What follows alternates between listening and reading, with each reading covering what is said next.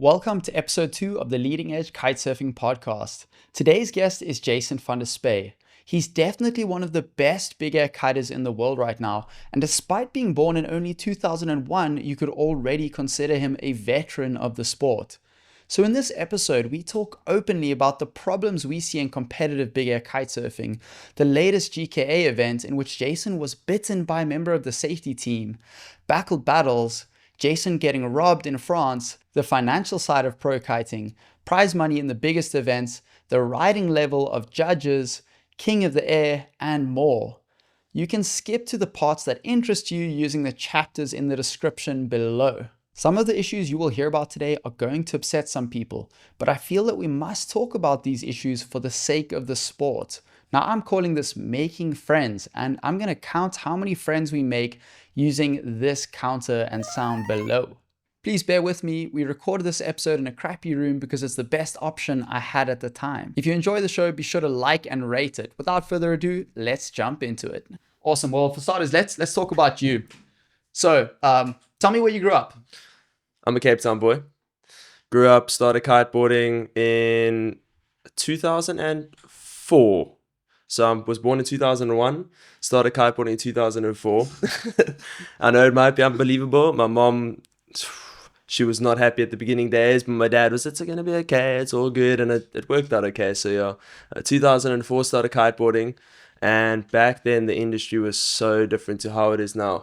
There was this feel to kiteboarding that was, because it was new, and there was no paths laid out, and you had these superstars in the sport. So it was like, it was a completely different kind of industry growing up in the middle of it, because it started 10 years, 15 years prior to that, I think, roundabout. But I think it was honestly the best time to get into kiteboarding. From 2004 to like 2012 was peak kiteboarding for me, and we can get into that a little bit just now. But I started kiteboarding in 2004, started my competitive freestyle career in 2007. So that puts me at 6 years old. I competed in my first freestyle South African championships in Port Elizabeth. It was the novice division. It was just me getting into the comp scene and feeling it out. And then from 2007 until 2015 or 2016, freestyle was the peak. It was the thing that you did in kiteboarding. Like, big air wasn't even a question. If you got caught walking down to the beach with a handle on your board and no boots and fins bigger than 1 centimeter, you were considered a proper kook. So big air wasn't even a thing back then, and it was freestyle. And then big air slowly started taking over, and now I am where I am today. Yep. Awesome, man. I mean, I see you riding freestyle in your clips here and there. I saw some awesome footage of you in Masira Island recently. I'm not that familiar with freestyle as much as probably any other kook big air rider is. So tell me, like, what is the best trick that you can do in freestyle, just for us to like get a grasp on your level? Are you doing double handle passes? Yeah, no, I'm doing doubles, I'm doing all this stuff, but it's like, it's such a weird concept. I guess it's the same as when you think about big air, the best trick. I don't think you can pinpoint it, but to me, my favorite trick, it's a double heart attack 5, and essentially what that is, it's you're riding right foot forwards, unhooking and going into two S bends, and then an air pass, and then another one, and you're landing toe side. Wow. So you're not completing a 2-handle pass. It's like a 720 rotation. It's a 540 rotation. But yeah, double S bend and then a 540 handle pass. That's for sure my favorite. I'm not much of a, let's say, like a technical, weird, like grabby, moby kind of freestyle guy with like the small, like compact little tricks. I'm more an explosive, like high spins, lots of handle passes kind of rider. Yeah. Gotcha. Yeah. Gotcha. Cool. Well, we'll come to freestyle again later. I feel like it's going to be quite relevant to this conversation because I got some good analogies for us there. Let me just make sure that we are still recording over here and that all is good. We are fantastic. Yeah, cool, man. So another question for you. If you weren't being a pro kiter right now, what would you be doing? I actually don't know this for the record, so it's news to me. You know, I pondered this question literally this morning, because I feel like after the high of the competition now, and like I'm sitting here and I'm thinking, okay, like what's my purpose now? And I feel like I struggle and a lot of other pros struggle. I don't know. like I actually don't know what I am without kiteboarding, which I don't think it's the greatest place to be in because I've done it my whole life, and always my goals were to be a professional kiteboarder. So even this morning I was thinking like, what am I? What do I do without kiteboarding, and where do I see myself? And I don't know. It's kind of scary to think about because I've never opened that situation up to myself. I don't know. It's I don't know. Have you thought? Did you study anything after school? Have you thought about it? How old are you now? Actually, I'm only 22. 22. Okay. Yeah, I did. I will. Do you want to hear my study stories? Yeah, sure. What happens? You know, every time you finish school, you feel pressure to start studying, maybe from your parents or because your friends are studying, or whatever the case may be. So I finished school, and a few of my friends, they go study, and a few of my friends have like gap years and all of this stuff going on. So I was like, okay, cool. I'm going to take a gap year, and I'm going to figure my stuff out, and then I'm sure by the end of that gap year, I'll have an answer as to what I want to study. All right, time goes on, you take your gap year after school. I think we all know how that year goes. It's a lot of adventuring, shall we say, a lot of exploring. And by the end of it, I felt so much pressure to study that I just enlisted myself in UNISA, which is an online university in South Africa. And I started studying a business management, a BCom.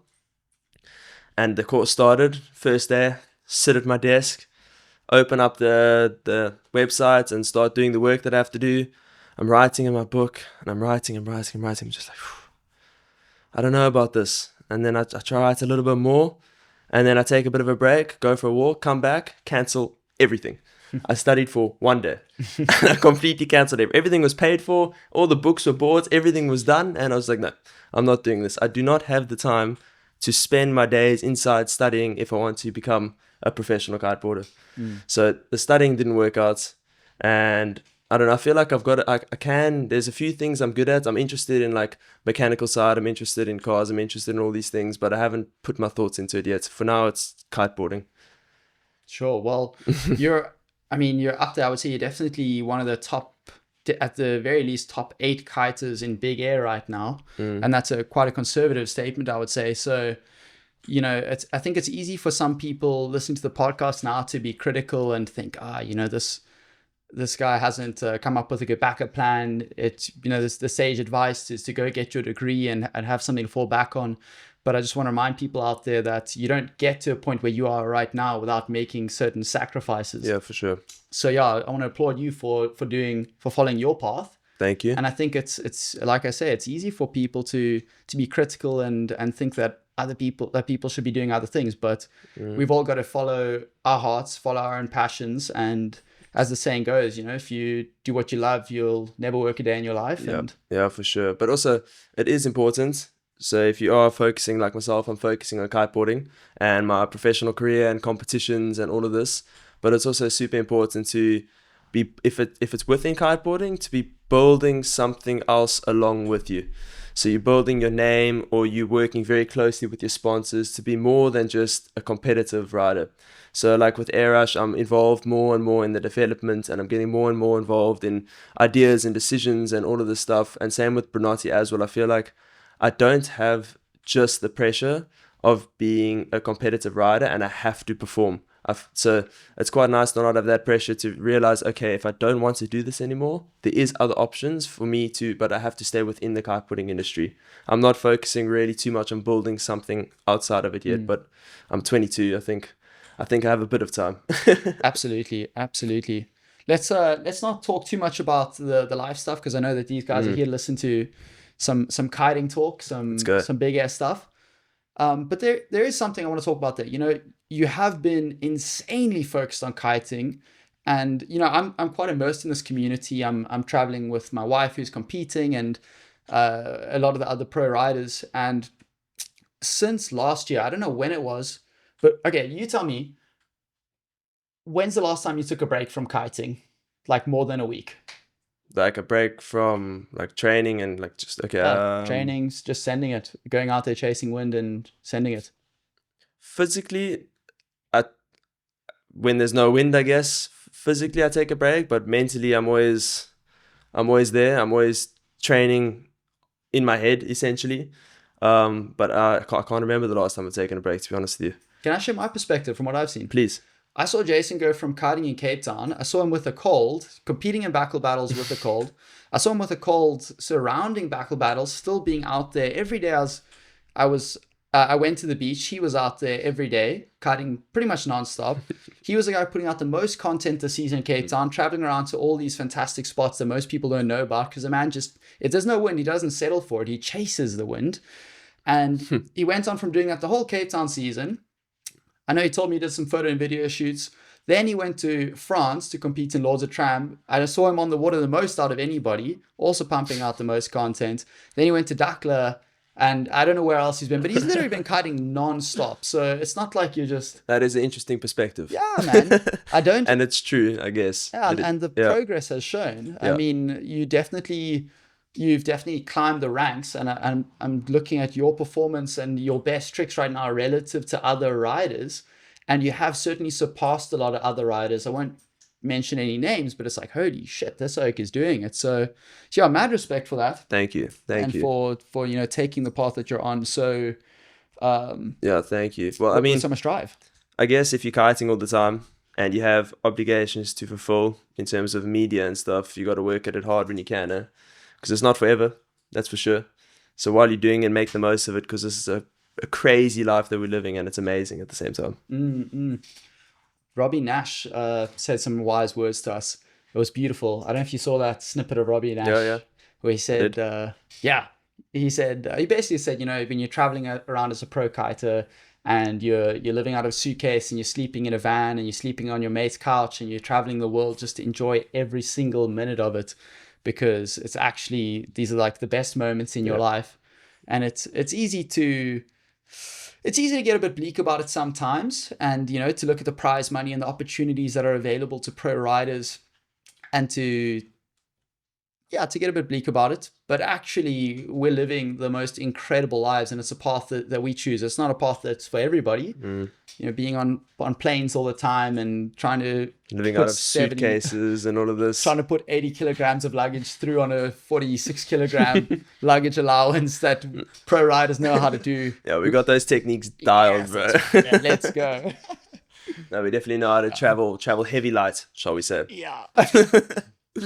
Yeah, for sure. No, it's a really sick life, and you can get caught up in the motion of it with the competitions and the training and this and that. But at the end of the day, like, it's sick. It's so sick. I wouldn't change it for anything in the world at the moment. Absolutely. So cool, brother. It's nice for everybody here to get to know you a little bit better, and for me to get to know you a bit better. So let's dive into it. Let's talk about this GKA event. So first question I've got for you is, how do the riders that were involved in this last event feel about it? What's your sense? If you were to ask them, hey, bro, what do you think about it? What kind of answers do you think you'd get?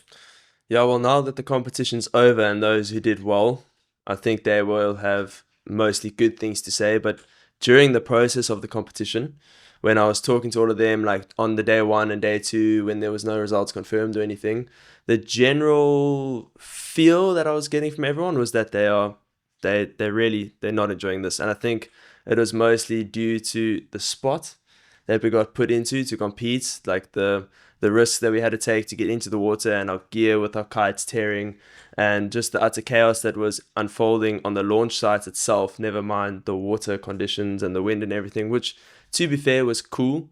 But the general feel I got from everyone is that they weren't enjoying this one too much. That's interesting. I observed the same thing. When you're in the middle of the event, you take notes of all these things that are going horribly wrong, but towards the end of the event, you're seeing things starting to come together, in that the performance is looking amazing. You're in the later rounds. You're seeing some of the best big air kiting, that's actually just not some of the best big air kiting. You're seeing the best big air kiting in the world. The women's heats were freaking mind-blowing. It was crazy. Absolutely beautiful to see that. Let's do a couple shout-outs. Who were some chicks who impressed you there? Well, I mean, Zara first and foremost. Zara with a boogie double loop. I mean, where the hell did that even come from?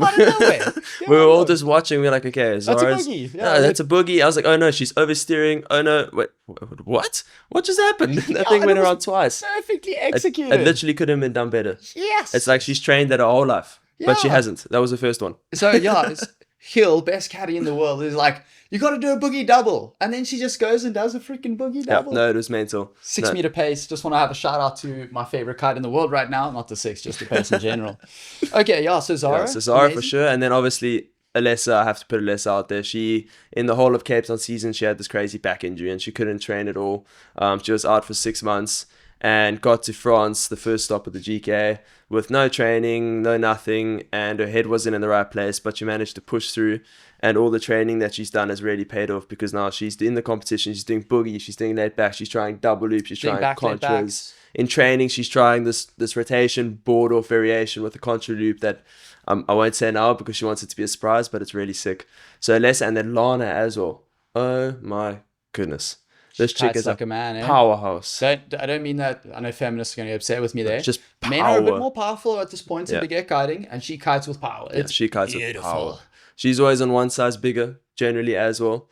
And she just rides it like she's one size bigger as well. It's sick. Yeah, her backlit backs were beautiful. Her Kylie borders were sick. Francesca as well. I mean, that massive contra boogie, beautiful. Yeah, I think the point that I wanted to make there is, you see, everybody gets pissed off about how things are going on, but even then, you as a spectator, or in my position as a caddy, you see the beautiful things going on, and you get filled with these happy feelings because you're seeing your friends do well, and you kind of start to be like, let's just move on.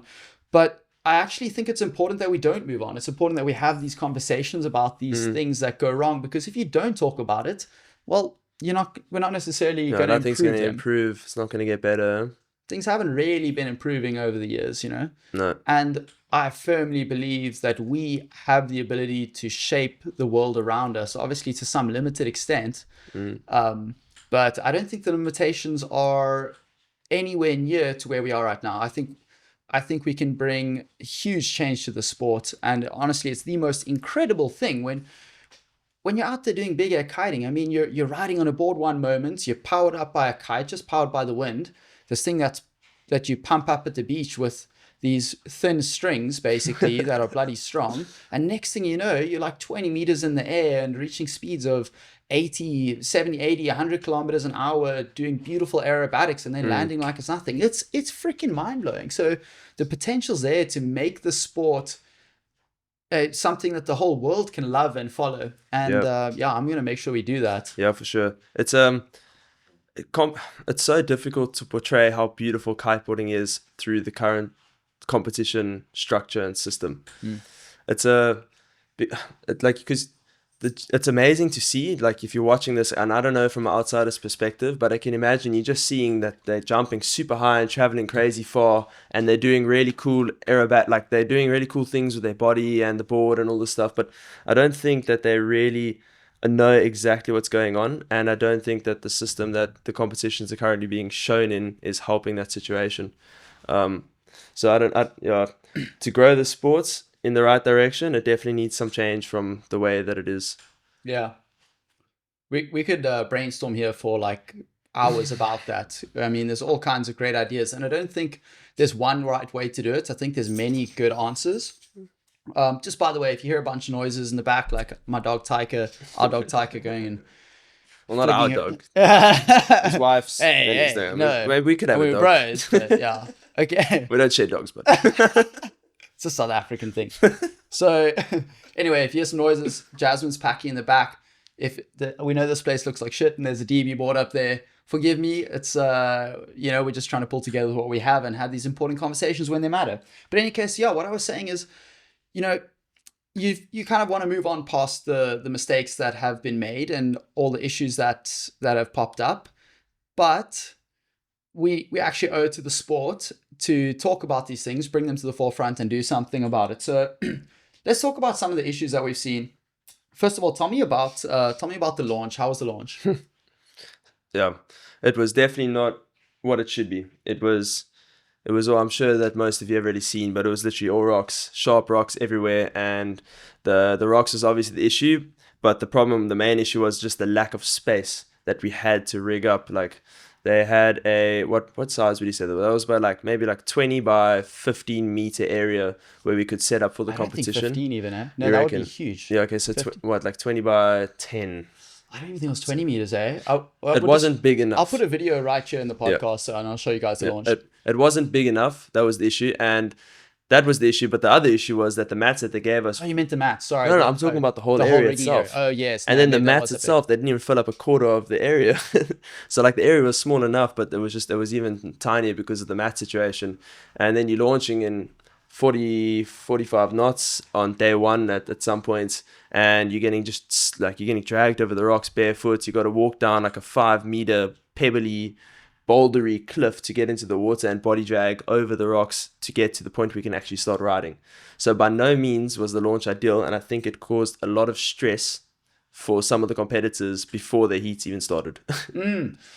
It's not just about the stress, right? I mean, okay, let's talk about what we do to improve it. I'm going to give my answer because I don't want to spare everybody from listening to a whole bunch of conversation about things that can be just said outright.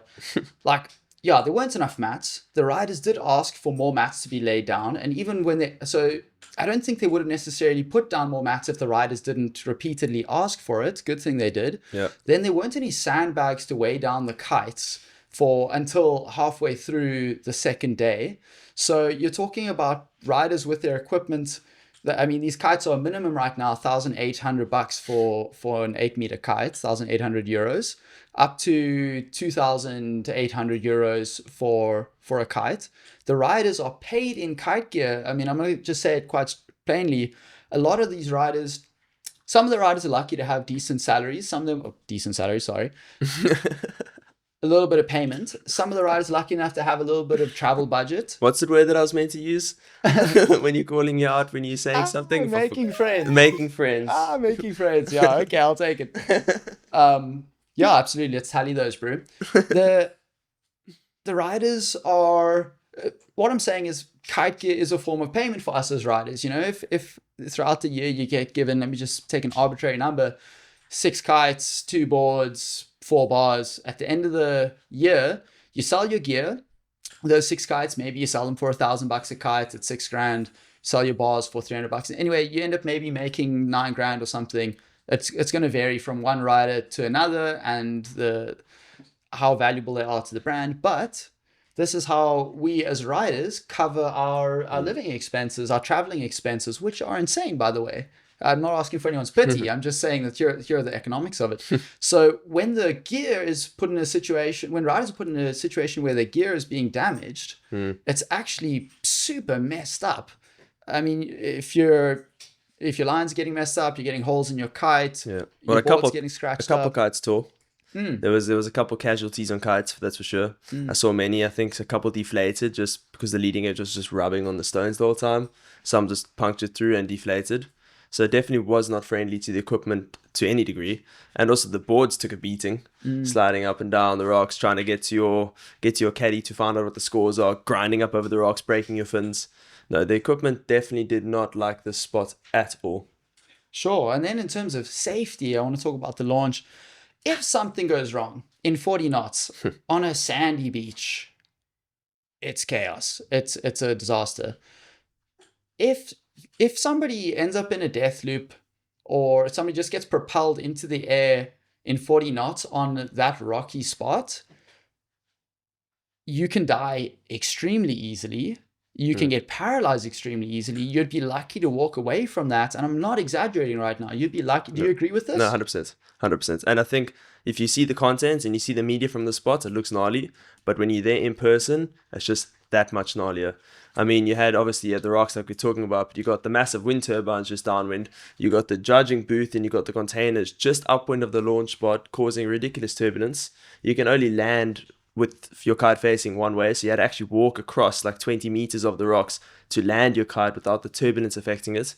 Yep, no, it was definitely not ideal by any means. Sure. I'm going to pull up my notes that I took after the first day. I wrote here issues with launch. I love taking notes, guys. I'm such a nerd. Okay, so my issues that I observed were the staff's kite safety skills were inadequate. I'm not talking about all of them. I'm talking about a select few. There were not enough staff assisting on the launch there. And please tell me if you disagree with this at any point. No, I'm agreeing. Not enough mats, no sandbags, and then there were too many kites on the mats. So there were riders also leaving their kites out. when they didn't need them. And, you know, I'm not saying the riders are to blame. It's like if a rider ought to be afforded the space to leave their kite up so they're not pumping, deflating, and running their lines the whole day every time they have a heat. So it's a shit situation that everyone was put in. And yeah. Well, I mean, for perspective, for King of the Air, right? You got a massive beach.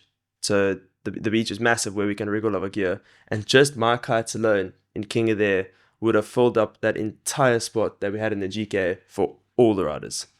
So that just really puts into perspective how small it is for a competition. Yeah.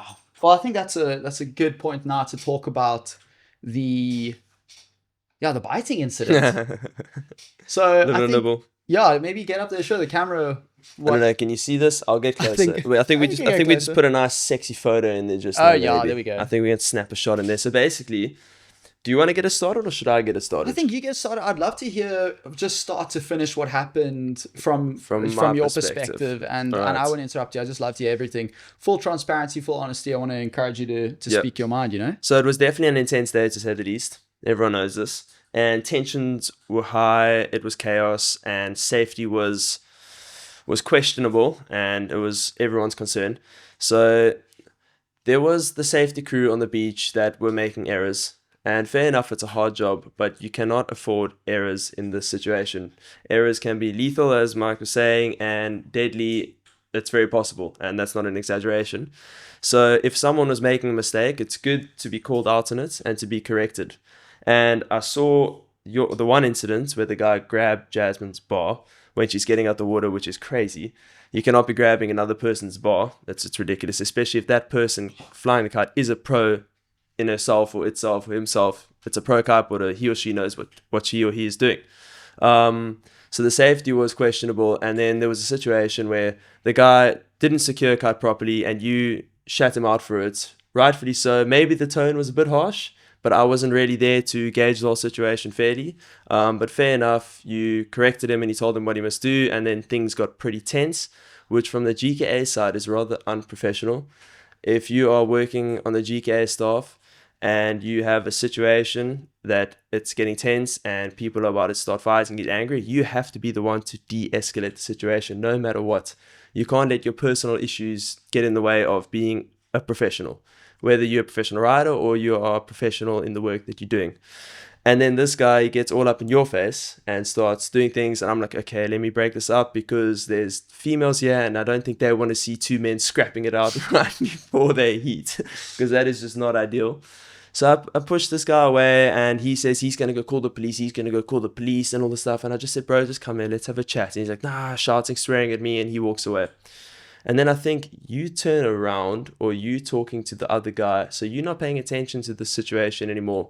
And then the guy that's walking away decides to all of a sudden turn around because he gets another moment of anger, starts mildly sprinting towards you with his fist clenched like this. And as he starts jumping and holding his fist like this, I see it and I come and I grab him mid-air, like a nice big hug, cuddling him. And he was quite a small guy, so his feet were off the ground and he was wiggling like a little worm. So like, okay, I see what has to happen here. I'm going to hold you very nicely and I'm going to put you on the ground and tell you that everything is going to be okay. But this guy did not see it that way, and instead he decided to give my scrotum, as a biological term, my scrotum a nice squeeze initially. And I felt that. I was like, okay, this is not all right. So I pushed his hand away. And as I'm holding him on the ground, he then decides to put his teeth and take a nice big bite of my bicep. And that's kind of the story in itself. Sure. Hell of a story. Yeah, hell of a story. Absolutely. All right. How do you feel about the guy? And sorry, how did you handle it? So basically, how did you react? Let me ask you that. The thing is, you got to be so careful because you don't want to be portrayed as this guy that hits someone, because the story can get so jaded and twisted if there's like a return bit of violence from, like, for instance, myself. So I knew that in the situation. I was like, okay, this guy is squeezing my balls and chewing into my bicep, and the only thing I can do right now is I'm going to de-escalate this. I'm going to smack him super hard in the back of his head so that he lets go of my bicep, and I'm going to stand up and I'm just going to walk away, because I really didn't want to let this escalate into something, because he's a little guy And if I really got angry, it would not have been nice for him, for myself, or for anyone around. So I knew that I had to stay calm, and that's what I did.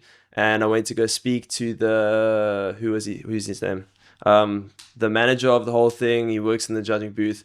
I spoke to him, and then he said, okay, I'm going to handle this. He fired him immediately, said, I never want to see you at the spot again. So he was gone. And then as soon as he went away, everything calmed down and it was fine. It was just like my feeling towards the little guy that was so aggressive is I understand.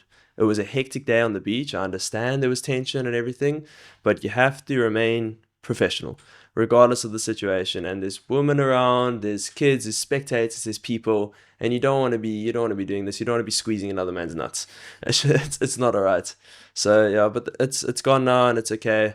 But the funny thing is, and this is I think the more interesting part when it comes to the journalism side. So Colin Carroll went to go talk to Tom afterwards, and he said to him, listen, I have a photo of this incident and I know everything that happened and I'm going to publish it.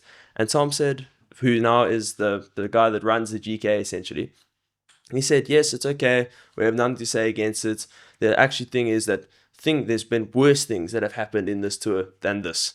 So he just literally confessed to a journalist that in the GKA, worse incidents have happened than the staff chewing on an athlete's bicep and squeezing his nuts. Wow. So I don't know what that means, but that's quite something. And how has the communication gone with the GKA? How have they... Sorry, can I ask you to move that mic a little bit closer to you? Or just pull it a little bit closer to you. Just pull it forward, like boom. There we go. How's that? A little bit further away. That'll be good. So like that. Bend it there. Yeah. How's that? That can be all right. It might be working. I'm just looking and being like, that's all right. So yeah, how has the GKA communicated with you? How's the private communication been about it? About the incidents? On the day, at the moment, they spoke to me, said, are you fine? And I said, yeah, it's chilled. And that's it. Yeah, so there's been no further communication. And then the day afterwards, they addressed the safety and things that happened, but they didn't directly address that exact situation and come with any sort of apology towards me to any degree. But like in the moment when it happened, they said sorry, and that's the end of that. I don't think they want to bring it back up again. Yeah. Interesting. No public comment from them. No public comments. The GKA doesn't do public apologies, as we know from France. Yeah. That's an interesting one. That is a fantastic segue into France. I just want to think, you know what? We got a bunch of stuff to talk about with this event, but I think, like I said, that's a good segue. Yep. So let's come back to that later. Yeah, France, man.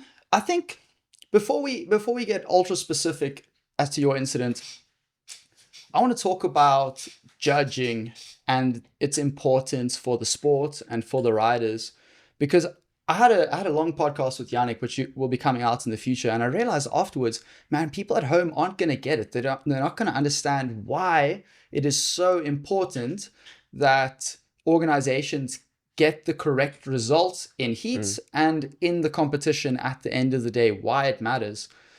Why is it important, Jason? It's our careers.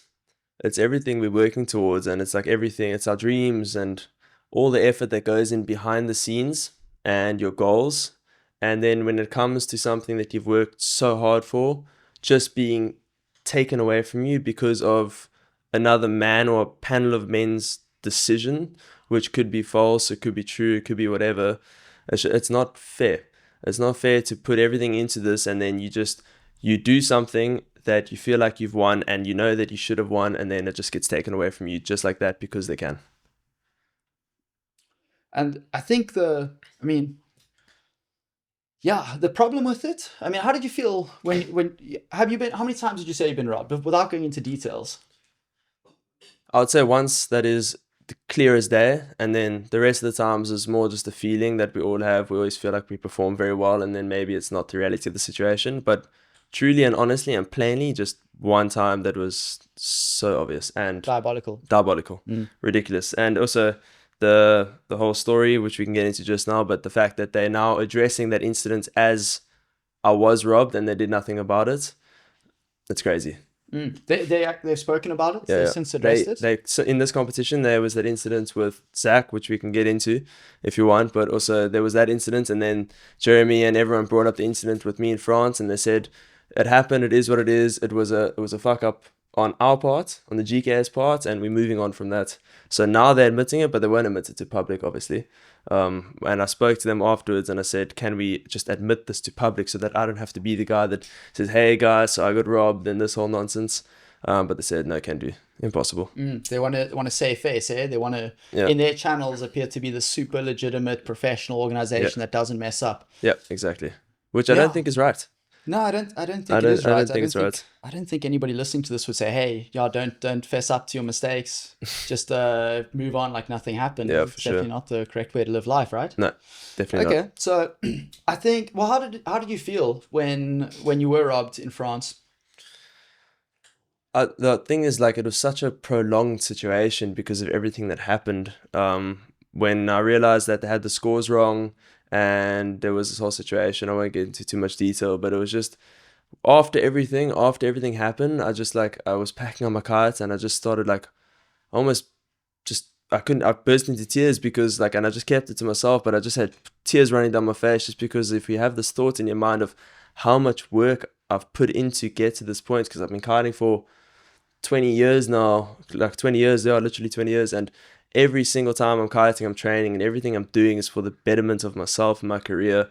And then to get to this point when I felt like this is my competition and I'm gonna make semis and I will make finals, and to have made it but then get it taken away from you, it was so degrading, and it felt like a proper stab in the heart, and I just couldn't help myself. I was just full of emotions and I kept it to myself. I walked away and that was it really. But it's a horrible feeling to get something taken from you. So that right there is the reason why we need to get judging right in the sport, because it makes you it demotivates. It makes the rider want to quit, to pack it all up, even if the rider is in the right, even if the rider deserved to go on. Like we can't have it that these champions are coming up in the sport and they're getting robbed, or they're just going to drop out of competitive kiting, and competitive kiting will have no future. And I'm concerned about what that means for kiting's future if it isn't there on a bigger scale. So yeah, we've seen it a bunch of times. I think let's go into detail. I mean, look, okay. I just wanted to get that concept across to the audience before we get into details. Understand this is of vital importance. For sure. So yeah, I won't interrupt at any point. Feel free to take your time. What happened over there in that heat? Who was all in the heat? It was me. So it was me, Andrea, Edgar, and I can't remember someone else, but I can't remember his name, but he came fourth by quite a margin. So we considered the three of us, me, Edgar, and Andrea. It was round 3. So just before the semi-finals, and obviously semi-finals is massive because that means you're top 5 and you have a chance of making finals. So getting through round 3 is a really, really crucial thing. And the top 2 pass. So there's 4 people. The top 2 pass into the semi-finals from round 3. And Andrea had won this heat. He rode super well and he was the clear winner of this heat. So now it's between me and Edgar for a battle of second to pass through. I cut out this next bit because it was unclear and confusing. So here's what happened. So the heat finished and the judges thought that Jason had come in third, but they had incorrectly categorized one of his tricks. Jason went to the judges, pointed out their error, and they corrected their mistake. So now Jason had come in second, putting Edgar into third place. This should have been the end of it, and Jason should have advanced to the semi-final heat.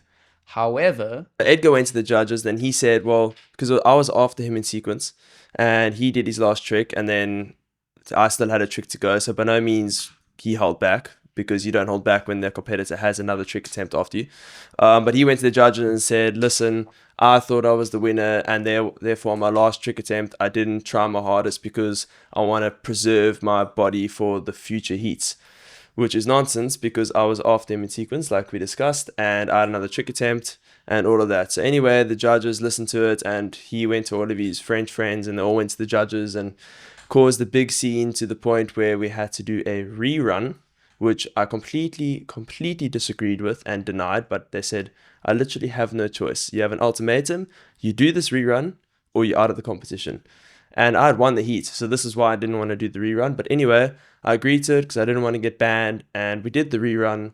It was just a complete mess, and they favored it wasn't even really it was a bigger trick because there was a loop in it, but it was a kite loop that was done extremely high, and he did a handle pass. Sorry, details. A mega loop KGB is what it's called. So they did this rerun thing, which they didn't put on the live stream. Oh yeah, they didn't put it on the live stream. They didn't put it on the live stream. That's true. Everybody's on the beach. These two riders are going and competing in absolutely dog shit wind. It's unclear. We couldn't even ride. I couldn't even get upwind. Waiting for the gusts. It's unclear how much time they have. It's unclear whether or not they need to perform their trick right away or if they can wait for the gusts. In any case, I'll share my summary from an outsider's perspective. Yeah. Sorry, I don't mean to constantly be interrupting you. Go for it. I just feel like somebody should speak who isn't the rider. I can't even remember the situation because I've just blocked it out of my memory. So Jason went and did his trick. There was the best trick would form the final score and determine who advances to the next heat. Jason performed his trick. I think it was a back roll, kite loop, board off, late back roll with I think 2 or 3 and a tic-tac. And a tornado afterwards. 2 or 3 rotations. There was 5 rotations in total with a tic-tac, and the board off was with 3 of them. In marginal wind at a decent height, especially considering the wind, at least double the height of what Edgar did, and Edgar did a kite loop KGB. Jason's trick was far superior to Edgar's trick. So then they proceeded to rob Jason again in their little rerun, and they put Edgar through. Keep in mind, Edgar's a bit of a celebrity in France, so you got to wonder what the motives were behind this. Maybe not wanting to upset France's wonder boy, whatever it might have been. But they robbed him again. Double and robbery, put Edgar bro. Through. Double robbery, straight up. But it's okay. It's in the past now. But it's more just a lesson and a wake-up call that, okay, this whole system needs to be fixed. There's too many flaws and there's too much area in it, and something really desperately needs to change. And this next event that just happened now confirmed that analogy. I want to take a moment to play a podcast from Zach Adams. A little voice note from Zach. Yo, Mike, what's up, man? Hope you're doing well. Yeah, so today, fucking insane, bro. Just super windy and having such a good time with everyone out there. And so today, during my round 3 heat, I was up against Aaron Hadlow, Leonardo Casati, and Jamie Overbeek. And while we were out there, we were all setting it super big and everything. And unfortunately, we had a little mix-up with the scores. And by the end of the heat, me and Leonardo won. Leo got first, I got second. But for some reason, when we came down to the beach and when we got there, after 20 minutes or so after our heat, the judges said that they underscored one of Jamie's tricks and they gave him more points. And it was just enough by 0.02 to beat me and overtake me for second place and move on to the semis. So we had to, or at least most of us, we all had to protest with the judges and everything, as we didn't feel it was right to mess with the scores way after the heat was over. And we just think it's unfair for all the riders if, one guy got moved on, even though that it was clear by the end that one of the riders did better. And for me, at least, I'm still glad that I got to ride today and have a ton of fun with my friends and everything. And just being out there and riding with these guys, especially with all these big pros and upcoming, is just incredible. And I feel just after my heat, I feel for my debuts, I think I did absolutely incredible. And to be honest, I still think in my head that I beat the champion of the last comp. And for having a headline like debuter beats the old champion is, I feel it's super cool, and that's what I'm going to be going for in my mind, as I feel like I beat him personally. But it was super great and awesome to be out there with everyone, and just to be there and go crazy is all I needed, man. I mean, the stoke with all the riders is incredible.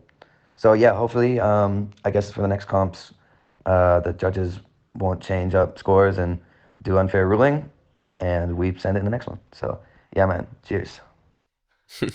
Alrighty, so bro, what an amazing kid, huh? Yeah. So what do you make of judges changing scores? Nah, you can't have it. It's like if the scores are in the system and they're set in stone, and then before I say that, if it was anyone, there's a crazy loud bike coming past. Off you go, bud. I feel like if that was anyone else's heat, they wouldn't have looked at those scores. I feel like if it wasn't Jamie that was up against Zach, if it was someone else, they wouldn't have looked back and changed the scores. They would never do something like that with me, that's for sure. I know for a fact. So anyway, the fact that they can just decide, okay, look, let's look at this again. Let's see why Jamie didn't win and let's increase the score. And I think it might have been 0.2, but I think it was actually 0.02. I can't remember, but I remember seeing that. It's ridiculous. You can't be changing scores like this. And what even are scores? What is this? We have a problem with the sport. We have a problem with the way that big air competitions are judged right now. Let's get down to first principles. What makes a one trick better than another? We need a definition for that. Yeah. So to pinpoint it is extremely difficult, but I would say it's a combination of everything, of your technical difficulty, which is what you're doing during the trick with your body, with your board, with everything. It's a combination of your height and the power and the extremity and your execution. So I don't know if all of those words mean something to you, but that essentially is what makes up a really sick trick. But to say that that is better than another one, if it's got a similar amount of technicality and height and execution and stuff, it's so difficult to gauge. So I want to give a definition that doesn't require understanding of big air kitesurfing. And it comes down to repeatability. The less repeatable a trick is, the more difficult it is. Let me elaborate on that. If you took a fleet of riders, say 100 riders, and you had them all attempt to perform a certain trick, say for example, a 10 meter plus kite loop late back roll. I would say, depending on the fleet of riders, let's just say 90% of the fleet is able to, if it's big air, if it's the men's division, it's going to be much greater. But let's just say, arbitrary figure, 90% of the fleet is going to be able to perform that kite loop late back roll. Then if you took the trick and you said, okay, a doobie board off. Let me ask you some real questions to get you engaged in this conversation. Yeah. Take a trick like a double loop on a 6 meter kite in 40 knots. What percentage of the fleet would succeed at performing a very high double loop on a 6 meter in 40 knots? The men's fleet right now. Yeah, 100%. 100%, okay. Yeah. What percentage of the fleet would succeed at doing a double back roll, kite loop, board off, late back roll, tornado with 3 rotations in the tornado? So 6 rotations in total. Probably the top 7 riders at the moment out of 24 would be able to do that every time. Cool. So right here, we've demonstrated that this trick is less repeatable for the rest of the riders. And I think that this is a good example. This is a good way to define difficulty. The less repeatable it is, the more difficult it is. Now, I do think that more things need to come into consideration for deciding what trick is better. I'm throwing up inverted commas over here because it is a subjective sport at the end of the day, such as how beautiful does it look? I do think that you need to appreciate that some tricks are just more aesthetically pleasing than other tricks. So it's not just the question of how difficult it is, but for the most part, difficulty is what defines which trick is better. Can you agree to that definition? Yeah, I like the repeatability thing. I haven't thought of that analogy before. I've been trying to think of words to pinpoint it at, but I actually really like that idea. That's a very good description for it, for sure. 100% agree on that. Cool. So, yeah. And generally, there's a pattern we observe. There's a pattern that we... Sorry, I got an itchy head over here. That's right. There's a pattern that we observe that as the tricks get more difficult, generally, they get more dangerous. For example, if I take one of Jason's best tricks, it has 6 rotations, probably more actually, but let's say 6 rotations, a kite loop, and a board off in the mix. And he's able to do it at about 20 meters high. He actually did it at 20 meters high in BAKL Battles. Go check it out. It's sick. I couldn't possibly do that trick. Sorry, what was my point with this? I had a bit of a brain fart. No, bro, it's all right. I think, but also the thing with tricks, it's like judges, they look at a trick and they give it a score. right? But every person sees something slightly differently. So it's all about perspective, because I can look at Lorenzo doing something and I think it's fantastic because it's now Lorenzo doing it, and the feeling that I get from him doing this is amazing, and I will give it a high score. But if I see someone else doing it, I might not get the same feeling because it's not Lorenzo doing it, and I might just drop the score a bit because it doesn't give me that feeling that Lorenzo's gave me.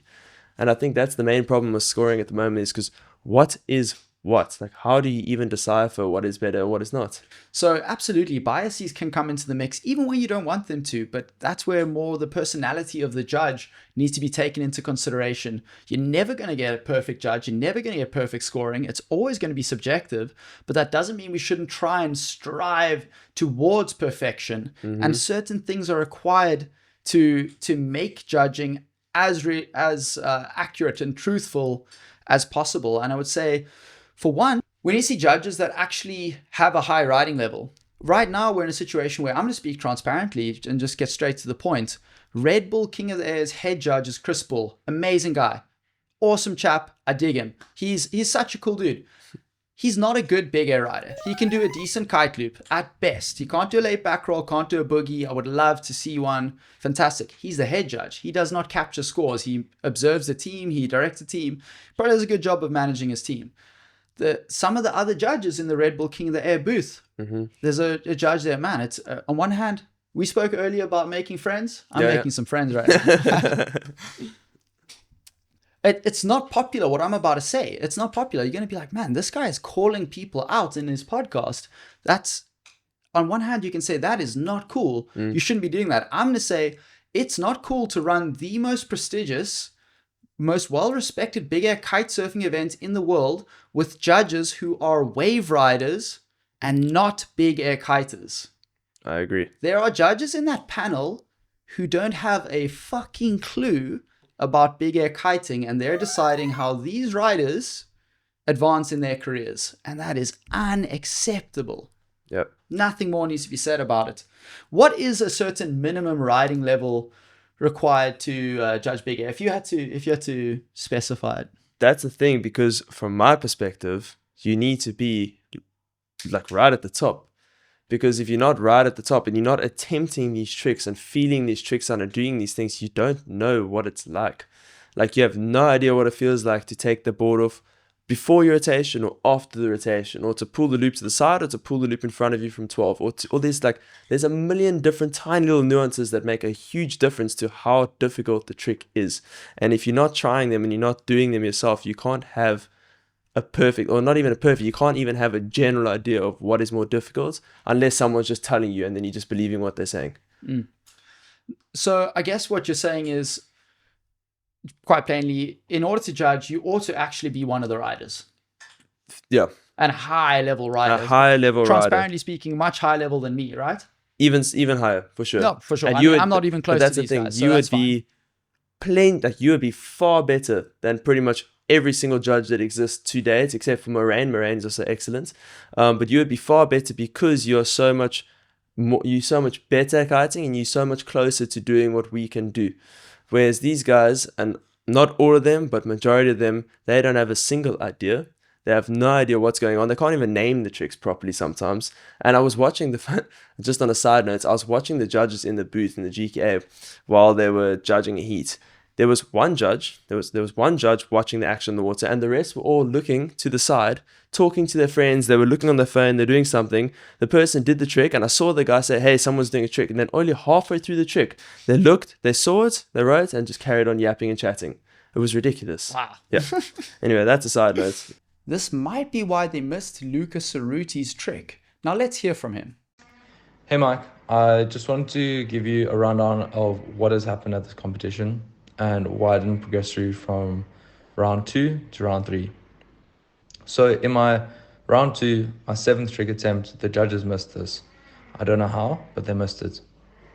Then they expected me to know that they were giving me a 2nd trick attempt because they missed it. No one told me this.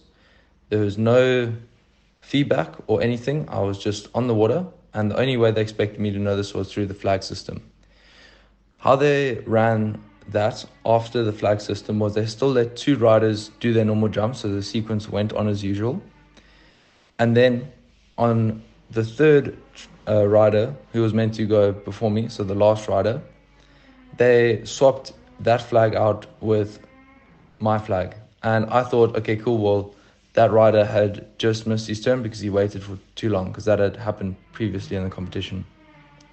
So there I went thinking that, okay, cool, this is my 8th trick attempt. And I did my 8th trick attempt and I unfortunately crashed it. But didn't realize that that was my 2nd trick attempt for my 7th attempt.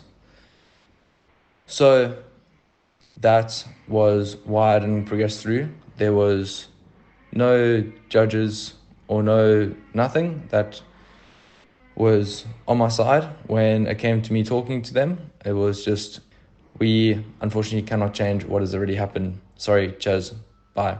Next competition. This is insane when you think about it, because only one rider jumps at a time, and they lifted his flag asking him to perform his trick. So he should have been the only rider they were watching. But now, after months of training and thousands of dollars being spent for him to attend this competition, Luca got to ride 2 heats, got screwed over, and had to go home.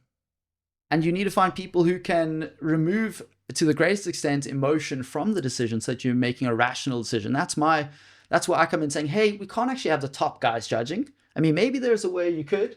Maybe there is a way. I mean, I know that in his Triple S, Adrian told me a while back, in the Triple S, the guys would ride for the weekend, and at the end of it, the riders would, apparently, I didn't know this myself, they would vote for who their favorite rider was. I think something like this could work, but my God, there is favoritism. Yeah, I know for sure. I think it's hard to creep away from favoritism. But also, you also have to look at competitions and what do the audience want to see as well. And I feel like you got to base the judging more on what the audience wants to see, but you have to let the riders know that this is what you're going to do.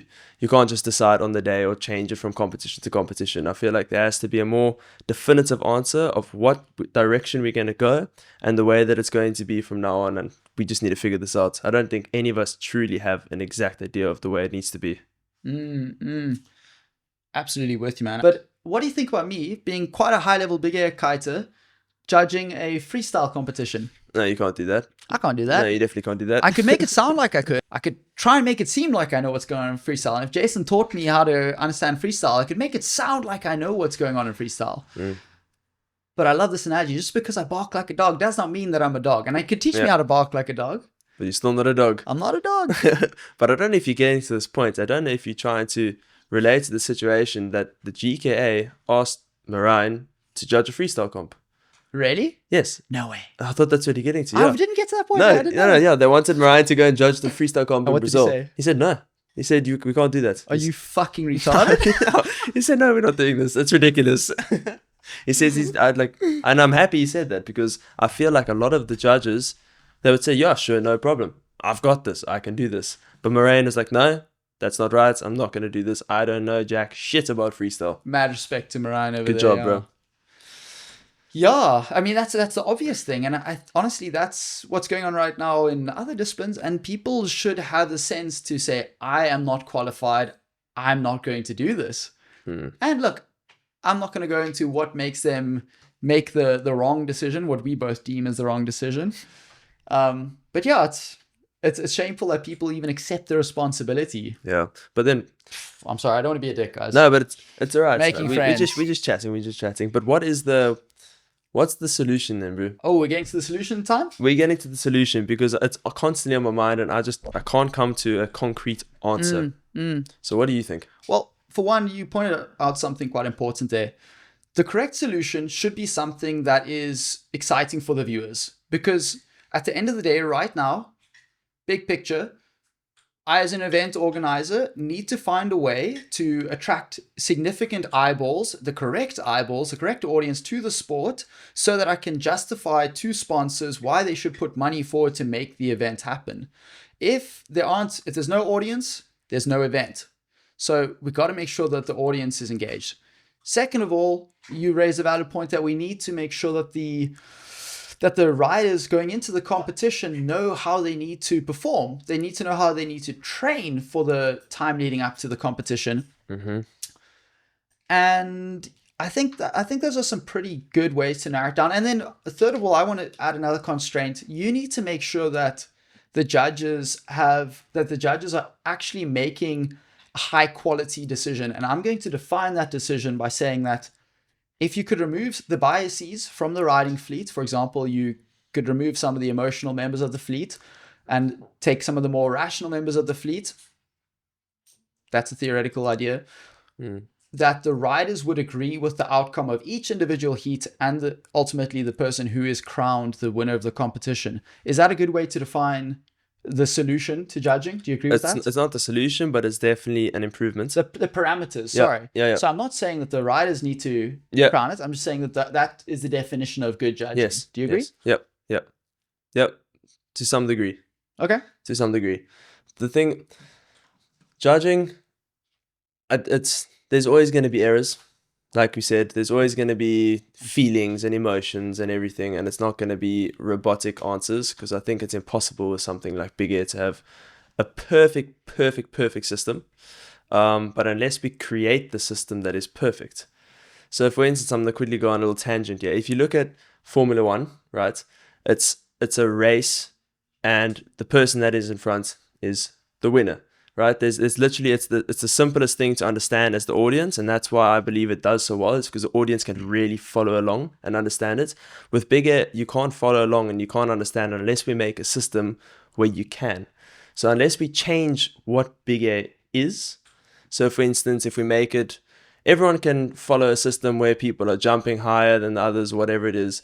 But you got to have something that people can follow along and feel the intensity and the energy, because in a Formula One race, you got the people neck and neck racing next to each other the whole time, and you can see what's going on. You're there in the moment. With Big Air, he goes and does his trick, someone else goes and does their trick. There's not this neck and neck rivalry.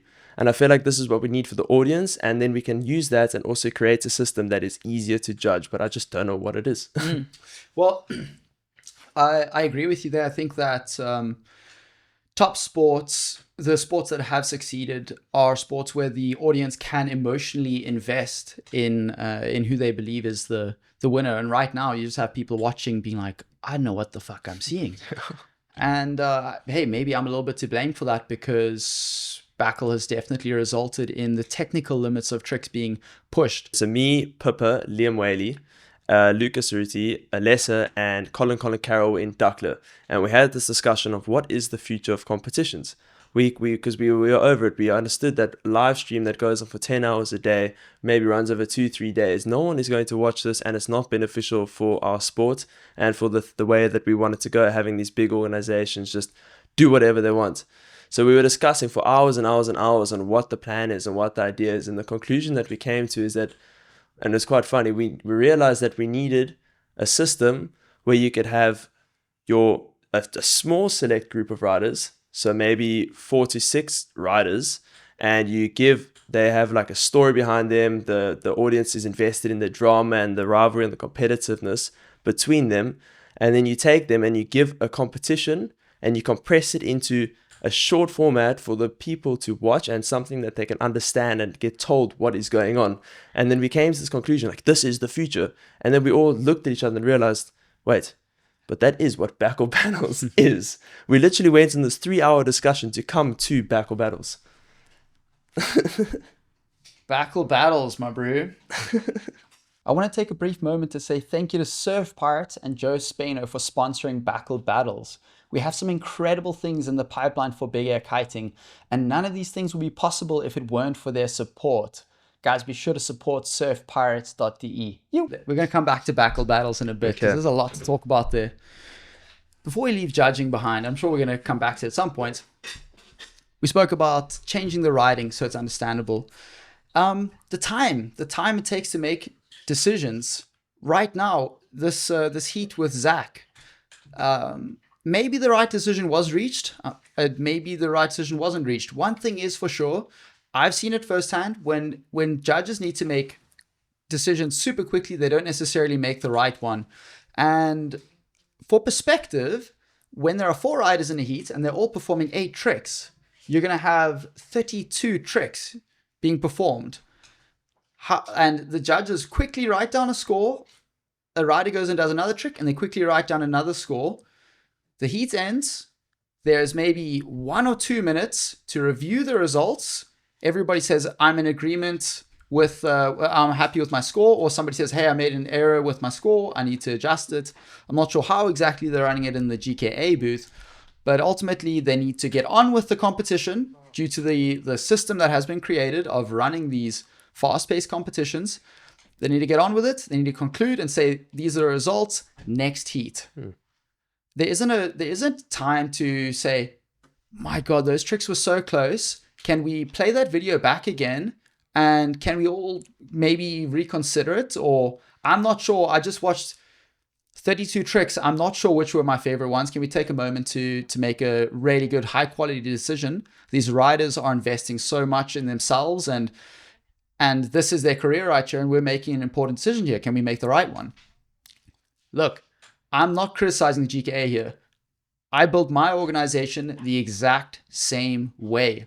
I'm saying that we need a better solution. Right now, these big competitions with huge fleets, which I championed, I'm fucking sorry, they are not allowing the judges time to make good quality decisions. And the time for that is past. It's time to make good decisions in the sport.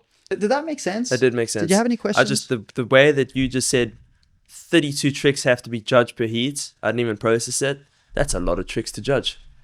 That's a lot of tricks to judge. And if you're doing it for 10 hours a day, insane. Bro, there's errors to be made 100%. I'm not sure how they do it in surfing exactly because I haven't seen behind the scenes, but surfing looks to be the same. King of the Air certainly is the same, just with shittier riders judging.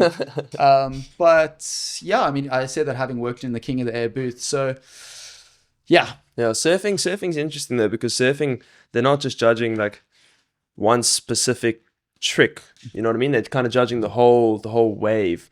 So there again, you're not judging something specific, you're just judging the whole, like the feel and the execution of the whole duration of everything. You're not judging one thing. So I think surfing's actually, it's a very good system as well, because you're not focusing on the tiny little, did you do a tic-tac there in kiting terms, did you do this, did you do this? It's like a big complete picture, which is essentially exactly what you're saying, just in a slightly different way. Yeah. You look at the whole picture and then you take your picks and you start judging that.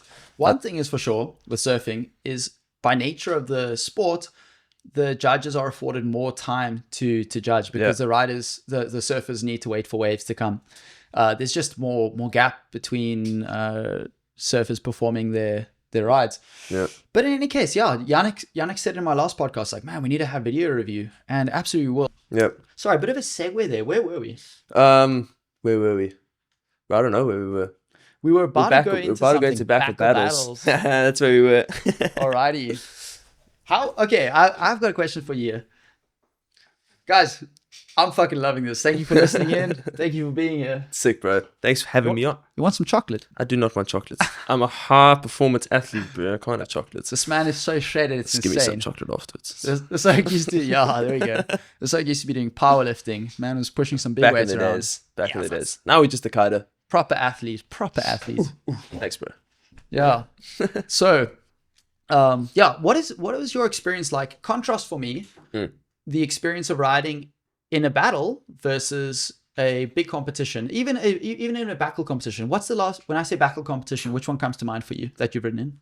BAKL Cape Town. Okay. Comes to mind to me. Contrast BAKL Cape Town for you. So we're not bringing GKA or Red Bull into the mix. Okay. To BAKL BAKL Battles. Cape Town, BAKL Battles, also Cape Town. First and foremost, okay, I'm just going to put this out there. The prize money is a big difference. But apart from that, let's just start with this. You're not waiting the entire day on the beach, waiting for other people to go do their heats. There's poor communication and you don't actually know what the hell is going on. Whereas BAKL Battles, you rock up, 2 hours, you're done, and you have perfect communication throughout the whole process of it. You know exactly what's going on, and it's more of a free ride session with your mates, and you're just trying to one up each other the whole time. The BAKL Battles process and like the feeling of doing it is so much easier and so much more rewarding at the same time. Yep. How does the time pressure in a heat versus the absence of time pressure in BAKL Battles affect your ability to perform? When you have time pressure, you you start stressing, because you start stressing that you're going to get flagged out because you're taking too long to find the perfect kicker. You start stressing that you're going to run out of time to execute all of your best tricks. And to be honest, it just starts occupying your mind. Whereas in BAKL Battles, you have the time to not worry about all of these factors and purely focus on exactly what you have to do in order to advance or win this heat. It's a lot more mentally freeing because you don't have all these time constraints, which may not seem like they bear a lot of weight in you, but they really do take it out on you in competitions. Yeah. So, and in terms of performance, in terms of what's going to be better for the viewer at the end of the day, because we've established it's important that the viewer enjoys the show. Oh, yeah, well, not in terms of BAKL Battles, but just in no, terms but of your performance. I think for BAKL Battles as well. I mean, if you're what's a general heat run time? If let's say you're going trick for trick, there's 4 people in the heat, and let's say you have 30 seconds per trick. What's this? Where are we sitting at there? Dude. Let's say 25 minutes. And you're watching all the in-betweens of tacking, you're watching all the in-betweens of a kite change, you're watching all the in-betweens of nothing happening at all. There's no action, which I feel like from a viewer's perspective is extremely boring. I can't imagine sitting in front of a screen for 6 hours and then finally it's your friend's heat or your son's heat or whoever's heat it is, and then you still have to wait for this guy to change his kite and this guy to find his kicker and this guy to body drag to his board, and it just makes the whole viewer experience in itself so much like more boring and prolonged and dragged out. And that's also another thing that I really enjoy with BAKL Battles, is because when the heat's on, you're watching action, and then the results at the end. So there's no waiting, which is nice. And I feel like we've all adapted to shorter content as of the last years. So it definitely fits that criteria quite well. So I was actually thinking more in terms of when you aren't under time pressure, I believe you will perform better. I believe you'll find a better kicker, you'll jump higher, you'll perform your trick better when you aren't concerned about getting flagged out. Which is interesting. Maybe now's an appropriate time to throw in a bit of a definition, a bit of an explanation for the audience. So the way this event works now, quick segue, super quick, I promise. The way this event works right now is riders wore different color lycras. Say Jason might have been in a blue lycra. When they lift the blue flag, Jason, you have 1 minute to go and perform your trick. They would lift the flag. Rider would go back and forward looking for a kicker. They need to perform the trick within 1 minute. I don't know if it was strictly defined actually, or they get flagged out and they get a 0 for that attempt. Then, to contrast what was going on in this competition, riders were allowed to ride downwind and grab another kite. They could change kites and ride upwind, which would normally take about 3 minutes, and they wouldn't receive any penalty or consequence for that. So if you take too long looking for a kicker, you get screwed over, you get a 0, but you're allowed to take 3 minutes, sometimes even longer, to go and swap kites and ride up. And there were sometimes heats where people swap twice or there'll be multiple stuff ups, and there was just no penalty. And then to contrast that further, so there was a moment where Stino got flagged out. If I get a voice note from him explaining what happened, I'm going to play that for you right now. Hey Mike, thanks for your message. Stino here. I just want to react on your question about what I thought of my flag out during my heat. This last GKA event here in Gran Canaria.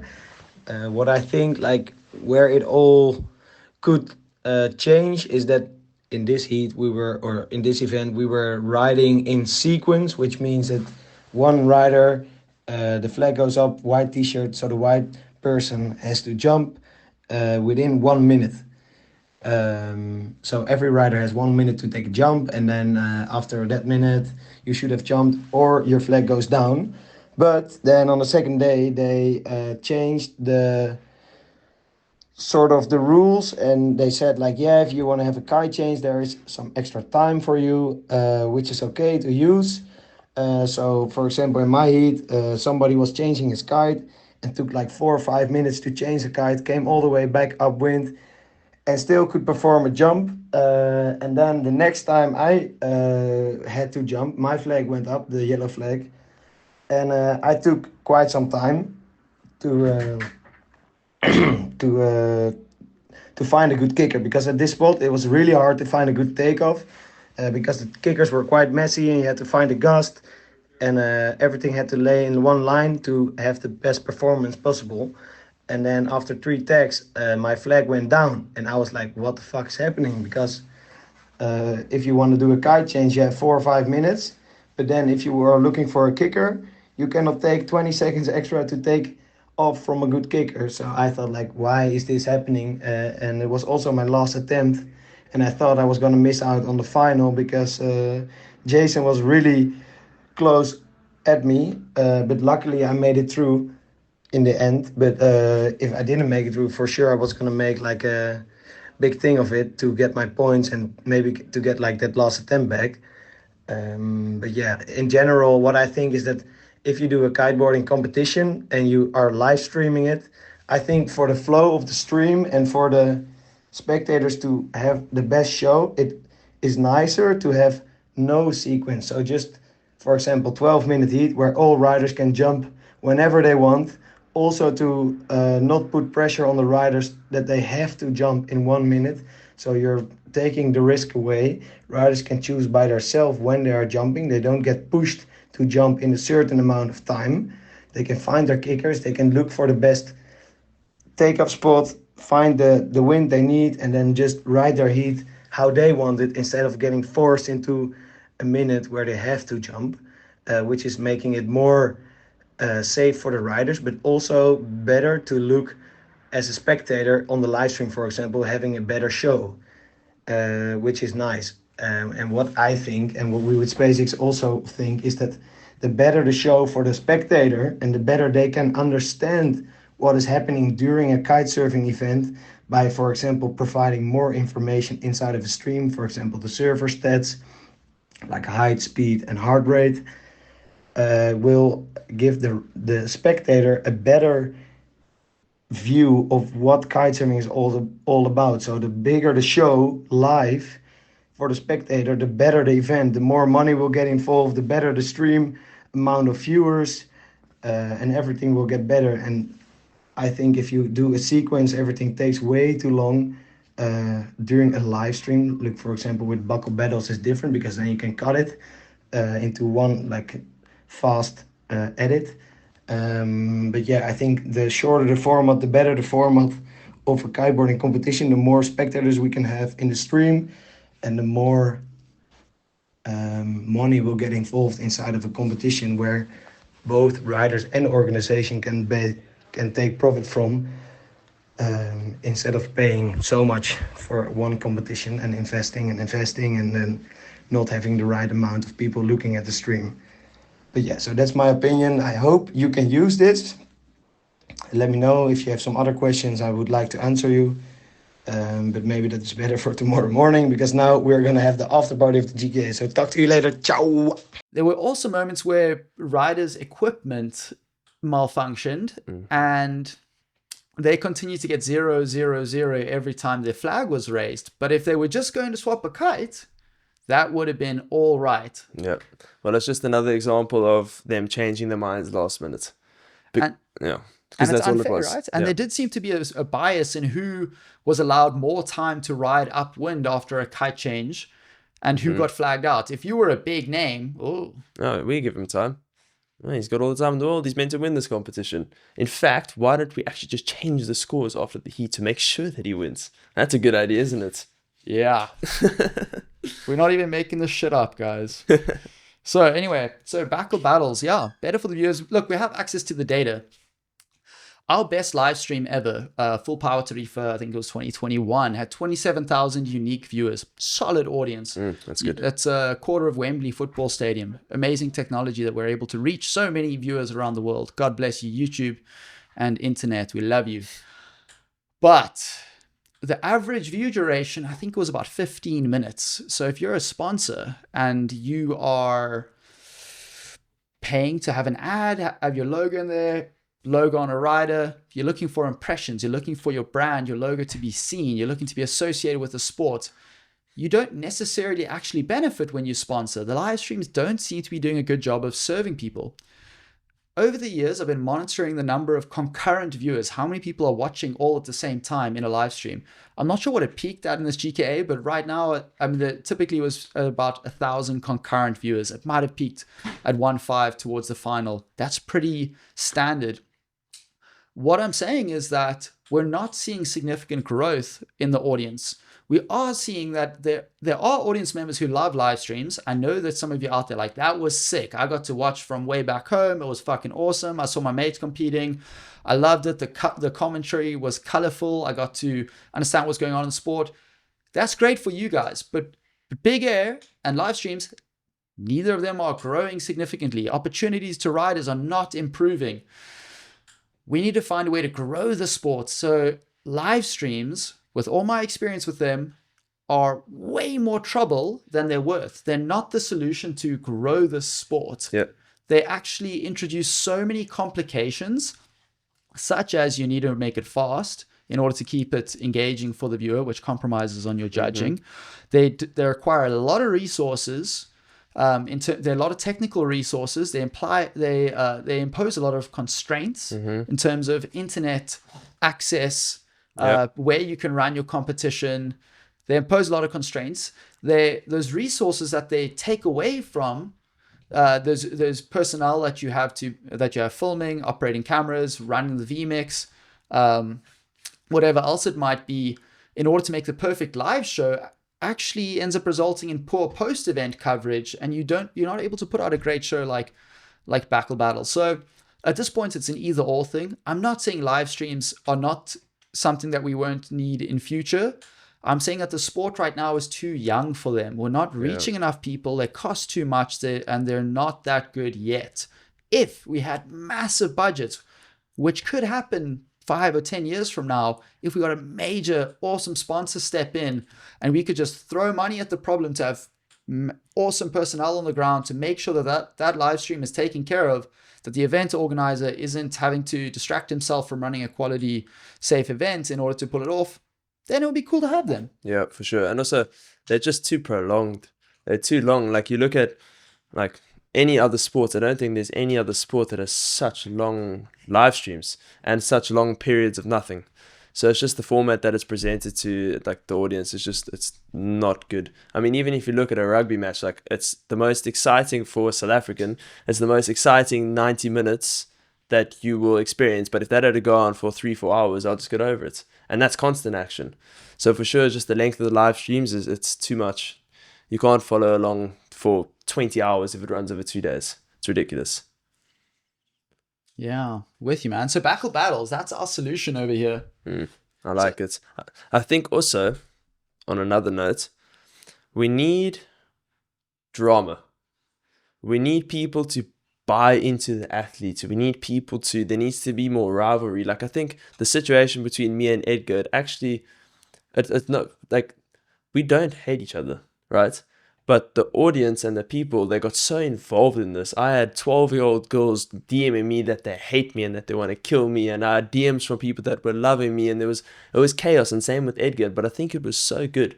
I think we need this nonsense and this drama and all these ups and downs with the athletes to build a story. Because if you just have nobody competing against nobody, but they do cool things, it's cool to watch, but you're not going to remember it and you're not going to buy into it. So we need some drama. We need journalism. We need drama. We need series on Netflix. We need crazy things. We need drama. We're missing it. I totally agree with you. You said so beautifully. If you have nobodies against nobodies doing cool things, you haven't got shit. We need stories. And BAKL Battles, when you take the time to record something and you have the time to edit it and piece it together, you can make a beautiful story. Let's talk about prize money in events. Okay. Tell it to us, brother. It's not great, just to start off with. It's like, in the GKA, if you're winning, you're getting 2,500 or 3,000 euros, which is the biggest prize purse out of, well, the thing is, King of the Air is 8,000 if you win. Mega Loop Challenge is 8,000 if you win. So those are the biggest purses that you get, it's not bad, but by no means is it enough considering it's a crazy competition and the risk we take and the things that we're doing. But the prize money is not great. It's not enough. If your sponsors aren't paying for you to travel around the world and paying for all of your expenses, it's just enough to get you by. If you win. If you win. So you have to be the best of the best, and then your prize money can get you by. What does it cost to travel and live this life? Like, what are your expenses? I mean, you run things pretty lean from what I've seen. I run things on an extremely tight budget just because of how expensive it actually is. I would say for me, well, I can put it this way. So give a couple examples, yeah. But I mean, can it give right? one massive overarching example. So last year I traveled for 7 months straight, right? And Alessa, while we were in Europe, we had a car. Alessa had a car already, and we shared accommodations, and we really tried to travel as cheap as possible. And I spent over 7 months of traveling in rands. It was like just short of 320,000 rand. So in dollars, that's what, like 15,000, 16,000 euros. 16,000 euros. It's about 20 rand to the euro. So yeah, so about 16,000 euros for 7 months of traveling. So we can use that as an example. So 16,000. Here comes some math. Don't have it. Get your calculator out, shot. 2,285 euros per month. And that's you already had a tight, car. And you had a car. And had a car. That's traveling tight. Wonderful example, because obviously I can present examples where the costs are high based on flights, and there's times where you score and you get a cheap flight, or you don't have to go very far. But yeah, I think, look, guys, Jason hustles good deals because I think he has the time on his hands to find those good deals. You can't really do it for cheaper than that if you want to be training regularly and attending a couple of competitions. But also, that was me, like, on nights, like, sleeping in airports and not having accommodations and, like, bumming things. And, like, I was really traveling cheap. Like, the cheapest of cheap at 2,200 a month. Yeah. I mean, if you were to book a room for a night when you're close to an airport, I mean, that's where when you start to want those little luxuries, that's when things really get expensive. Like, that, like nowadays, I'm at this point in my life where I'm doing well enough that I'll book a hotel in an airport so that I can sleep for 4 hours in a bed. Yeah.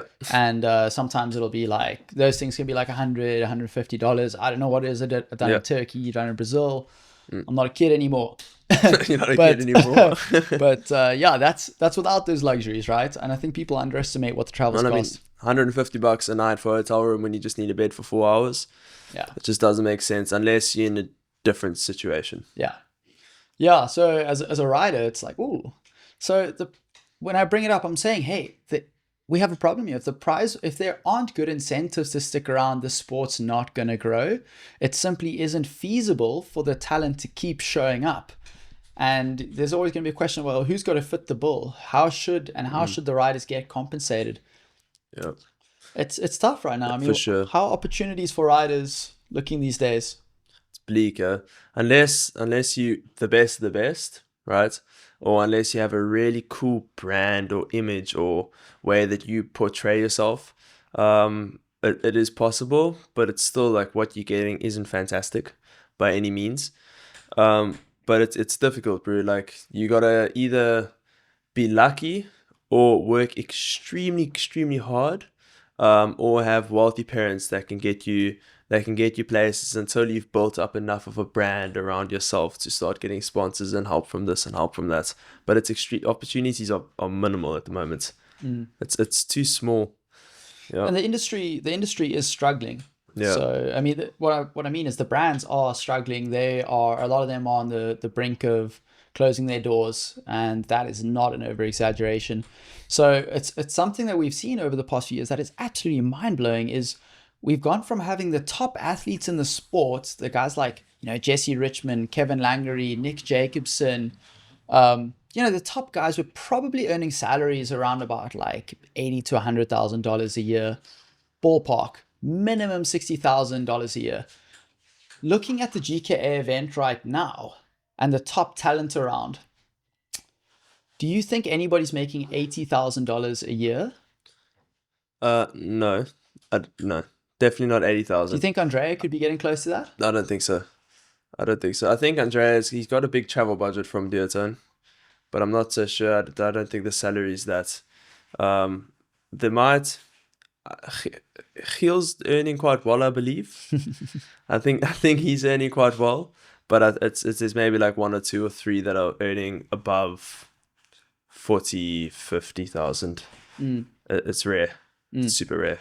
And for perspective, if your travel costs are, say, if you're spending $3,000 a month, and if you do make 40 a year, it's okay. This is 36 grand a year on travels if you're traveling nonstop, which a lot of the guys do. You might say, hey, you don't have to, but if you want to be the best, you got to put yourself in windy places. Yeah, you got to invest in yourself. Well, that was me for the past like 4 years. Everything that I've ever made, I've completely just put into traveling. And I know people are like, oh, but you're traveling, you're going on holiday. That's like luxury, but that's not what it's for. It's work, man. I'm traveling to work and to train and to compete. And if I'm not putting this money in myself, I will not be here. I will not have built this up, and I wouldn't be where I am right now. So it's quite a risk you take, that the little bit of money that you make, you just chuck it all back into more traveling. But if you're smart, you can make it work for sure. Absolutely. And look, I mean, it's pretty much the same for me from when I started my career as a... Man, I didn't even start my career as a pro kiter. I had a successful little business back home, and I didn't need my job anymore. So I quit my job. I started traveling, went to Tarifa, and then I was like, hey, I'm just going to keep doing this for a couple of years because I had pretty good money coming in, and so I was sick. And at that point, I was like, I want to become a pro kiter. So I just invested in myself until I could make kiting my life and make a living from it, which is amazing now. But still, you're constantly investing in yourself. And I'm a little bit further down the road, I think, than you are. But you're on that same path of building a brand and being able to do something with your personal brand. You got all your businesses, and you're a businessman on the side as well. So you got all your things and all your opportunity. I mean, all of your stuff that you set up, which is amazing, and that is definitely what we all need to be doing. Absolutely, bro. But now, what I want to say is, right now the brands are loving it. They're getting the top talent for a mere fraction of what the big guys used to cost. Oh, they're scoring proper. They got these. What are these? Black Friday or whatever the thing is called, deals nonstop, really. They got epic deals pulling in all the time. Hey, lucky buggers. Scoop them up. Yeah, but that's the state of the market. So I don't know, guys. You know, it might be we're not having this conversation because riders should be getting pity for the lives we're leading. Hey, don't pity anyone. No, for sure not. But this sport, we know it has the potential to be something big and epic. And it would be nice if also, like, obviously the life is great. Wouldn't change a thing. I would get paid 10 times less and I'd still do exactly what I'm doing. It's just because we do it mostly because we love it. But it would be a great incentive to push harder and do more and be more if there was more reward for it. If there was a prize purse of, let's say, some crazy number like 100,000 euros if you win a competition, it would be ridiculous. It would be a completely different level than to what it is right now in terms of the riders and the level that they present. Honestly, I think that is possible. The reason why we haven't been able to get those epic prize purses is because the show is not that good. Yep. If we had a fantastic docu-series that was attracting big sponsors, big brands, cool. We could put that money into having an epic prize purse. So it just shows that there's a need for something like BAKL Battles. There's a need for it. With BAKL Battles, man, we didn't really drill into that. Yeah. My vision for BAKL Battles is to make each episode super good. I mean, the riding that we saw, if there was one thing that I could compliment about this event, it was the insane conditions that were scored in that semi-final, in the semi-finals. And we saw riders doing loops at like 23, 25 meters high. Fucking insane riding, so beautiful. And I want to make sure that BAKL Battles can secure those kind of conditions, and we can. Yeah, it's quite a spectacle. Because, hey, okay, let's say, for example, big picture, we got 4 riders, we got 6 members of staff, 10 people. If you need to go fly somewhere and flights are, let's just say 600 euros a person, you spend 6 grand on flights. Might sound like a lot of money, 6 grand on flights, book 1 or 2 big houses for everyone, secure the perfect wins, and we guarantee that these guys are going to put on the absolute best show ever in big air kiting because the wind's pumping and we've got the best riders in the world straight away. Not going to have, look, we're still going to have the top 16 in the world, but in this moment we've got the top riders in the world going huge. and you get to know them, you get to see the drama going on surrounding it, get the stories. I think that could be just the product we need to attract proper sponsorship for the sport. I agree. Proper sponsorship, but the sponsorship will also come easier. But like I was saying earlier, if there's more drama, if there's more of a story behind the athletes, if there's more of a build-up and more rivalry. The stories are there, man. Yeah, They're but just we not just being need told. to show. Dude, BAKL Battles coming up. Here's my vision. Mm. Well, look, we're already going to get some riders stoked with $10,000 for this final event. For this, so it's two battles to go. You compete in the third one. Mm-hmm. The fourth battle is going to be up next. Likely the riders we will have are Jamie Overbake, Jeremy Berlando. Sorry, it's been a lot of talking, so my brain is totally fogging out. I'd love to have Lorenzo in again, and either Baby Shark or Edgar Ulrich. Baby Shark would be sick. I know, I would love to have Baby Shark in, but right now we are a bit budget constrained. I can't just say, hey, Baby Shark, we're paying for your, Joshua, we're paying for your flights from Brazil to come attend this battle. It's an expensive one. If we can get enough funds together, we can have our pick of the top talent, no problem. Yeah. So the next battle's going to be insane. Yeah. I either want to run it in Oman or I want to run it somewhere in the Canary Islands because this place has demonstrated. Those riders you just listed, that would be a battle and a half, bro. That would be a final within itself. People's minds with the next battle.